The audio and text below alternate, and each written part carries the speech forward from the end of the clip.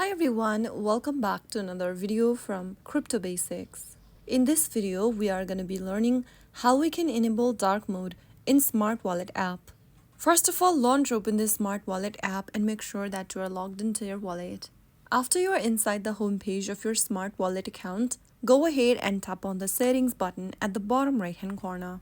Within the settings menu, scroll down and toggle on the button right next to dark mode.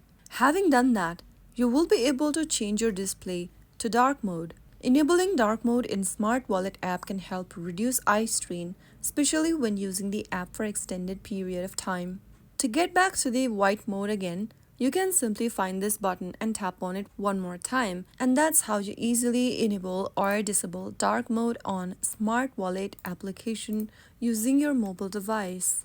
I hope the tutorial was helpful to you. If it was, go ahead and give us a thumbs up. Don't forget to subscribe to the channel by hitting the subscribe button. Press on the bell icon so that you'll never miss another upcoming upload from us. I will be back again in the next episode.